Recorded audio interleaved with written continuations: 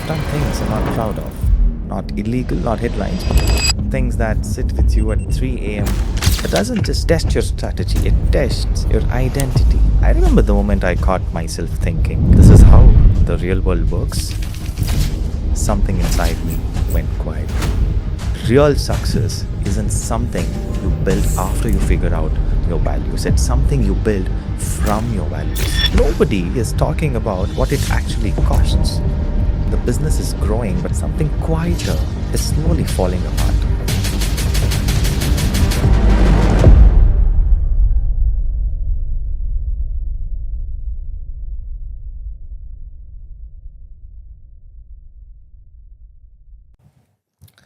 I want to start with something honest. I'm not starting this podcast because I have all the answers.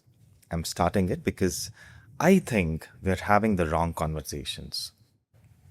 Everywhere you look, it's growth hacks, it's revenue numbers, it's how I built a six-figure business in 6 months, it's hot takes and highlight reels, it's conversations optimized for reaction and not reflection. It's content designed to entertain in the moment and disappear by tomorrow. And there's nothing wrong with any of it, really. The world needs entertainment, the world needs lightness.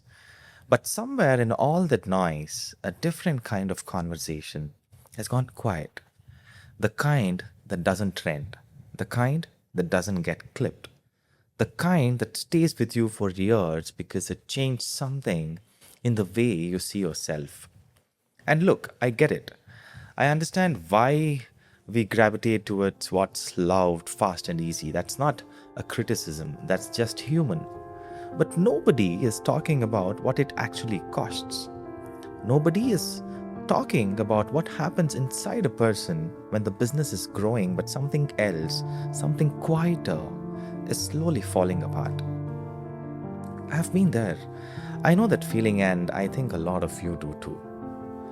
My name is Ajay Prakash. I've been building brands since 2019, different categories, different seasons, different businesses. Some of it worked really well, real growth, the kind of numbers that make you feel like you finally figured something out. And then things got hard. Competition got brutal. The costs went up. The pressure to scale, to spend, to keep up, it doesn't stop. It never stops. And somewhere in that chaos, I started making decisions that were driven by fear more than by values. Not dramatic decisions, not obvious ones, small ones. The kind you justify to yourself at midnight because the alternative feels too risky. And I'll be honest with you.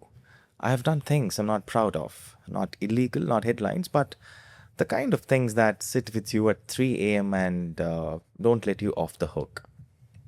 Where you knew better uh, and you did it anyway. Where a person was watching, or maybe nobody was watching, and that's exactly why you made the call you made.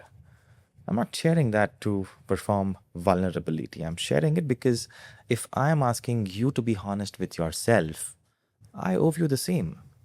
But those small decisions, they add up. And one day you look up and you're not sure you recognize the person making them. That's the thing nobody wants you about entrepreneurship. It doesn't just test your strategy, it tests your identity. But here's what made it hit harder for me specifically. I come from an academic family, the kind of home where education wasn't just encouraged, it was the air you breathe, where excellence meant something beyond a paycheck, where the measure of a person wasn't what they earned, but what they stood for. That background shaped me deeply. So, naturally, for over 5 years, I prepared for civil services. And if you know what the journey is like, you know it's not just an exam. It's a kind it's a way of thinking. You spend years studying ethics, governance, public service. You read about leaders who gave everything not for money or recognition, but because they believed in something larger than themselves. And I genuinely believed in that. So integrity wasn't a word to me. It was an aspiration. Service wasn't a concept, it was the whole point. I wanted to do good for people who couldn't help themselves. That was real, and that was me. And then I entered the business world. And slowly, not overnight, but slowly, those values started feeling like they belonged in a textbook. Impractical, idealistic, nice to talk about, but hard to act on when your margins are thin and your competitors aren't playing fair. I remember the moment I caught myself thinking, this is how the real world works, and something inside me went quiet. Because that's exactly what people say right before they compromise on something they said they never would. And that's the moment I look back and ask myself, what happened to the person who spent 5 years believing that integrity was the whole point? Where did he go? That reflection changed everything, because I realized the problem wasn't the business world. The problem was that I had stopped treating values as load bearing. I had made them optional, decorative, something I would return to once things stabilized. But values, they don't work that way. The moment they become conditional, they stop being values. They just become preferences. And I didn't want preferences, I wanted a solid foundation. So I started thinking about success differently. I used to think success meant speed, move fast, earn more, prove yourself. I thought if I kept winning on the outside, the inside would eventually catch up. No, it doesn't work that way. Because success, a real success, isn't something you build after you figure out your values. It's something you build from your values. The values come first.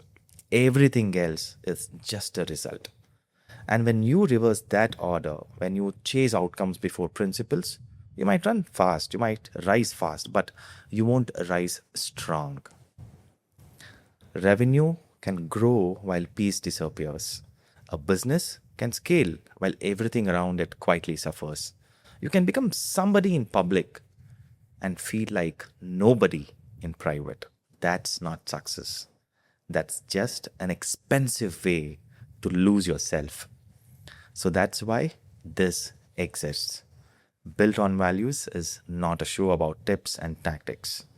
It's a conversation, an honest one, about what it actually takes to build something real, a business, a family, a life, without losing yourself in that process. I'm going to have conversations with people who I believe have lived their lives on values, not just talked about them.